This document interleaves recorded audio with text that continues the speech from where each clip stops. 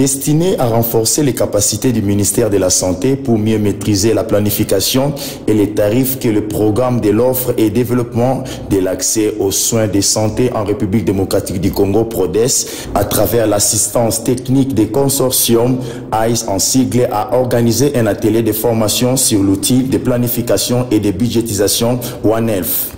L'atelier qui a réuni du mardi 21 au vendredi 31 mars 2023 à Matadi les cadres du nouveau central et des partenaires de la mise en œuvre des projets de l'Union européenne avait pour objectif de renforcer les capacités des cadres du ministère de la Santé et les partenaires dans la budgétisation, la programmation du PNDS, plans et projets, et à réaliser des études de coûts de soins au moyen de la maîtrise des logiciels OneHealth. Ceci dans le but d'appuyer le ministère de la Santé et les partenaires impliqués dans la mise en œuvre des projets financés par l'Union européenne afin de maîtriser l'outil OneHealth de costing. En effet, l'intérêt d'avoir les logiciels OneHealth pour la budgétisation des plans stratégiques, projets et programmes parce qu'il est plus léger à maîtriser et offre plus d'options que l'outil IHTP utilisé au ministère de la Santé depuis 2008. Monsieur Kabouré Nestor Léandre, il est formateur. L'outil OneHealth, c'est un outil de planification et de budgétisation. C'est des plans stratégiques sur une période de 3 ans, sur une période de 5 ans, sur une période de 10 ans. C'est un outil d'aide à la prise de décision. C'est un outil qui a comme objectif d'abord de nous aider à bien sûr planifier, à réussir une planification qui est robuste. Et aussi une planification robuste sous-entend bien sûr une planification qui aboutit à des coûts qui sont logiques et facilement analysables. Et bien sûr aussi une planification qui nous permet de lier les coûts aux différents impacts que nous devons obtenir dans le domaine des réductions des mortalités spécifiques.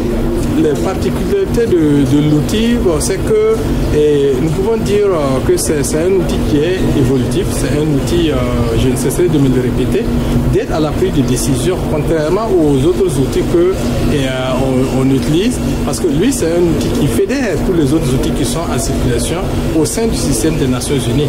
Parce que c'est que vous l'avez remarqué au cours de ma séance de présentation, c'est un outil qui a pris en compte tous les autres parce qu'on avait remarqué qu'il y a un certain nombre de défis depuis les années 2008 et ces différents défis qui sont au nombre de 3 ont permis quand même de sortir ou du moins d'aboutir sur des conclusions qui est la conception de l'outil unique.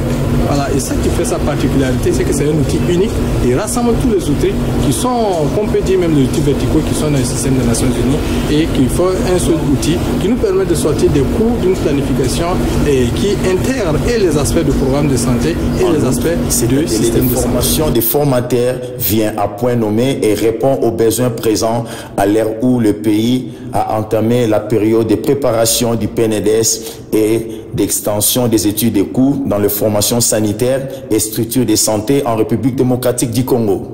Prenant la parole pour la circonstance, les gestionnaires des projets FED au ministère de la Santé a souligné l'importance de l'intégration des OneHealth dans le costing et a profité de cette occasion pour saluer M. Kabouré Léandre Nestor ainsi que Ouattara Sougalo, tous deux formateurs, pour la disponibilité. Dans les projets financés par l'Union européenne qui finance ces assises, nous avons un grand volet d'études des coûts de soins comme une des interventions majeures pour accompagner l'achat des prestations ou les subventionnements des tarifs qui sont en train d'être mis en œuvre. Et pour faire les études des coûts, nous aurons aussi besoin de cet outil OneHealth. Bien sûr, on utilisait IHTP et on va ajouter OneHealth pour bien appréhender les choses. Et voilà, c'est pourquoi nous vous avons invité pour venir apprendre cet outil.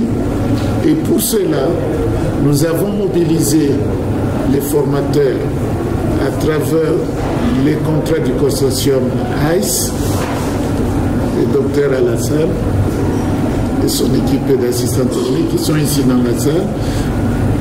Nous avons mobilisé les formateurs M. Kaboré, que vous voyez là-bas, et son coéquipier.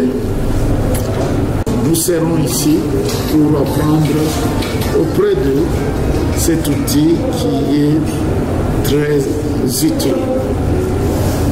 Donc je vous invite à vous appliquer, à bien suivre, puisque nous devons sortir de ces lieux, maîtrisant ces logiciels. Et c'est très important pour nous. Donc le ministère tout entier a les regards tournés vers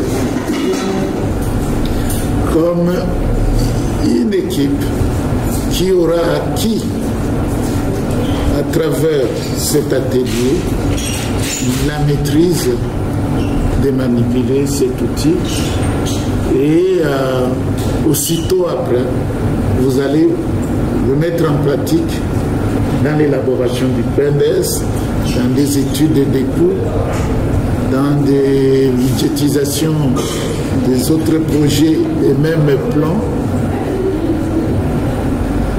Et peut-être encore dans les jours à venir, comme le pays est vaste, vous allez même vous constituer en formateur. Donc, on vous appelle pour de plus hautes compétences. Ce n'est pas pour des pratiquants ordinaires, non. On veut vraiment une équipe de compétences. D'où le travail à faire ici, c'est un travail d'arrache-pied, attendu par l'autorité ministérielle, une contribution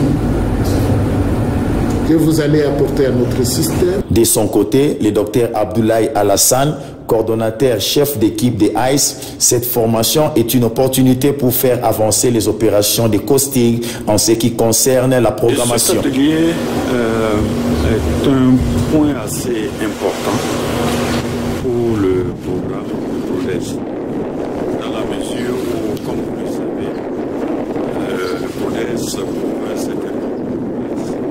Et ces provinces-là pratiquent la tarification forfaitaire subsidiée. Et ça veut dire à la fois, donc, on cherche comment améliorer l'accès des populations aux soins de qualité. Donc, dans toutes nos zones de santé couvertes, c'est un peu ça notre but premier, notre finalité. Mais on s'est rendu compte au fil du temps que les tarifs qui sont appliqués ont vieilli et ne répondaient plus exactement vraiment au contexte des zones qu'on couvre. Donc il y a certains tarifs qui sont là depuis 5-10 ans qui ne reflètent plus la réalité. Alors il était question de mettre à jour, d'actualiser ces tarifs-là. Alors pour ça, on a un outil qui existe depuis 2008. C'est le IHTP. Il rend de très grands services et on a pu couvrir un certain nombre de provinces déjà, dont le Kasaï oriental, la Lomami, le Nord Kivu, l'Ituri, etc. Mais l'outil est assez lourd et très précis. C'est-à-dire, lorsqu'on le déroule, on a besoin de 1 à 2 mois, parfois voire 3 mois, avant d'avoir les résultats. Alors donc, on a pensé au cours de la mise en œuvre du PRODES, on a entendu parler d'un certain nombre d'outils qui est de plus en plus envisagé au niveau de l'OMS. Même le IHTP a été donné par l'OMS. Mais de plus en plus de pays vont vers le One Health. Alors on s'est dit, s'il y a cet outil, pourquoi ne pas essayer de l'utiliser aussi pour voir est-ce que ça peut nous permettre, s'il est un peu plus souple, est-ce qu'il peut nous permettre d'avancer un peu plus rapidement pour couvrir l'ensemble de nos formations sanitaires. En réalité, c'est là l'objectif un peu de l'organisation de cet atelier. Au terme des 10 jours de travaux, les participants seront en mesure de maîtriser l'utilisation des logiciels One Health dans ses applications pratiques dans le secteur de la santé. Au sortir des travaux, quelques participants n'ont pas caché leur satisfaction. Les objectifs ont été largement atteints parce qu'il s'agissait de pouvoir connaître l'utilisation de cet outil qu'on appelle One Health. Et malgré que le pays, dans les costings, c'est-à-dire dans la production des coûts, dans les études des coûts, nous avions un outil que nous utilisions qui s'appelle IHTP et qui essayait un peu de pouvoir évaluer les coûts au niveau des prestataires. Comme on l'a dit, lorsque vous avez un système dont on acquise certaines faiblesses dans la planification, il faut mettre en place des outils très puissants. Et le One Health est parmi les outils très puissants qui ont été mis en place par l'OMS, qui nous a aidé maintenant à pouvoir planifier. On a eu vraiment les formateurs impeccables, c'est vraiment au niveau africain. Ce sont ces mêmes formateurs qui forment vraiment dans beaucoup de pays. Et j'estime qu'ils ont été à la hauteur de leur tâche dans leur façon de transmettre la matière en utilisant l'andragogie et tout en détendant aussi les participants à ce qui a fait que vraiment on ne s'est pas épuisé. Et voilà, tout était impeccable. On est très satisfait, c'est un bel outil. Nous sommes costers au niveau du ministère. On utilise IHTP déjà pour la collecte des données pour la production des coûts de soins. IHTP nous aide beaucoup à produire les soins au niveau des structures des soins.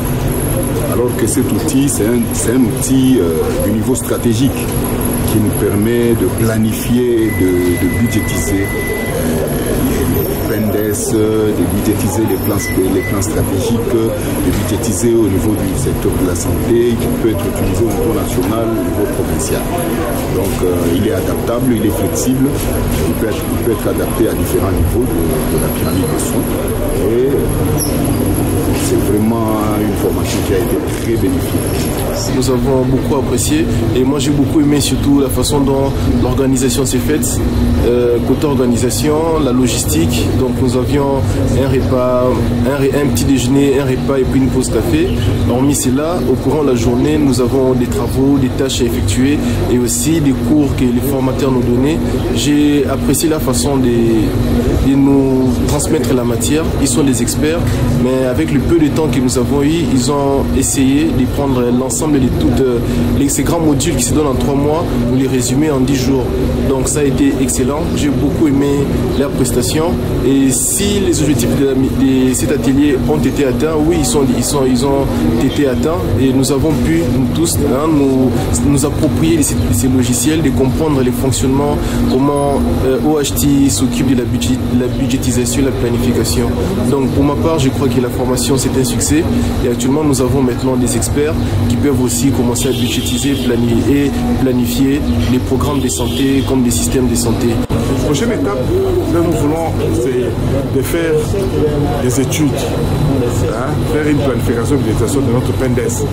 Nous avons maintenant des experts locaux qui peuvent budgétiser les PENDES. On n'a plus besoin de prendre des experts et consultants, rien. Je crois que les fonds qui étaient alloués aux consultants peuvent être donnés à des experts locaux pour faire la budgétisation de notre plan national de développement sanitaire.